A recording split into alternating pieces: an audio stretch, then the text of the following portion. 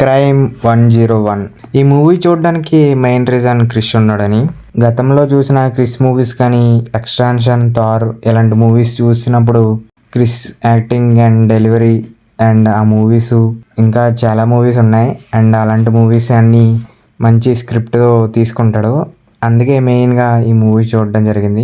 నేను యాక్చువల్గా చెప్పాల్సింది వేరే మూవీ రివ్యూ, కానీ ఇది కొంచెం క్రిష్ మూవీ కాబట్టి ఫాస్ట్గా చూసి చెప్పాల్సి వస్తుంది. అండ్ ఈ మూవీ చూసిన తర్వాత డిసప్పాయింట్ అయ్యాను. నేను ఎక్స్పెక్ట్ చేసింది ఇది కాదు. అసలు ఈ మూవీ చాలా స్లోగా ఉంటుంది. సస్పెన్స్ అయితే ఉంటుంది కానీ చాలా స్లోగా సాగదీసిన ఫీలింగ్ కలుగుతుంది, డ్రాగ్ ఫీలింగ్ కలుగుతుంది. అండ్ క్రిష్ క్యారెక్టర్ కూడా నాకు అంత వర్కౌట్ కాలేదు. ఏమైంది మామ, మంచి మూవీ అనుకున్నాను నేను. సరేలే, స్టోరీ ఏంటో చెప్పు ముందుకి. స్టోరీ చెప్తాను కానీ ముందు ఈ వీడియోకి లైక్ చేసి సబ్స్క్రైబ్ చేసుకోండి. అసలు ఏమైంది అనేది ముందు తెలుసుకుందాం. ముందు స్టోరీ ఏంటంటే, ఈ మూవీలో క్రిష్ క్రిమినల్గా ఉంటాడు అండ్ కొన్ని రాబరీస్ చేస్తూ ఉంటాడు.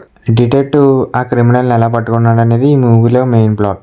మూవీ మెయిన్గా దీని చుట్టూనే తిరుగుతుంది.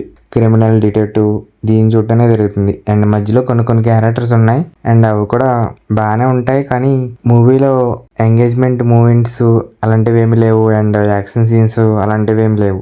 ఓన్లీ క్రైమ్ సీన్ బట్టే వెళ్తుంది. అండ్ క్రైమ్ కూడా ఫస్ట్లో ఏం జరగదు. క్రైమ్ అనే టైటిల్ పెట్టారు కానీ ఇంతకీ క్రైమ్ అనేది ఏమి ఉండదు. ఓన్లీ రాబరీస్ సీన్స్ ఎక్కువ ఉంటాయి. క్రిష్ క్యారెక్టర్ కూడా అంత వర్కౌట్ కాదు, ఎందుకంటే ప్రతిసారి భయపడుతూ ఉంటాడు అండ్ దానివల్ల మూవీ చూసే ఫీలింగ్ కలగదు. అండ్ మూవీలో క్రిమినల్ మైండ్ ఎప్పుడు కొంచెం బ్యాడ్గా థింక్ చేస్తేనే దాని క్యారెక్టర్కి ఇంపార్టెంట్ ఉంటుంది. అది మాత్రం మిస్ అయింది. మెయిన్గా ఆ క్యారెక్టర్ మిస్ అయింది. ఆ క్యారెక్టర్ మిస్ అవ్వడం వల్ల మూవీలో హీరోని చూడలేకపోయాం. అండ్ మూవీలో కొన్ని క్యారెక్టర్స్ బాగున్నాయి అండ్ ఓవరాల్గా క్రిష్ క్యారెక్టర్ కొంచెం డల్గానే అనిపించింది అండ్ మూవీని కూడా ఎంగేజ్ చేయలేకపోయారు. అండ్ కొన్ని క్యారెక్టర్స్ లవ్ సీన్స్ ట్రాక్ నడిపారు కానీ అది కూడా అంతగా వర్కౌట్ కాలేదు. ఏదో మూవీని లెంత్ పెంచడానికి ట్రాక్ చేసిన ఫీలింగ్ కలుగుతుంది.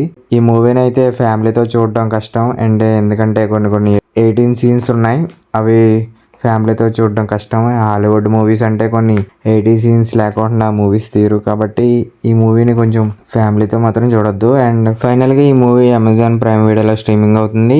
ఈ మూవీ స్లోగా ఉంటుంది, ఎంగేజ్ చేయదు. అండ్ క్రిష్ గురించి చూడాలనుకుంటే చూడండి. అండ్ క్యారెక్టర్ కొంచెం డౌన్గానే ఉంది, మీ ఇష్టం అది. మీరు ఈ మూవీని చూస్తే మీకు ఎలా అనిపించిందో కింద కామెంట్లో చెప్పండి. అలాగే ఈ వీడియో నచ్చితే లైక్ చేయండి, సబ్స్క్రైబ్ చేయండి. మళ్ళీ నెక్స్ట్ వీడియోకి వెళ్దాం. Okay, bye, thank you.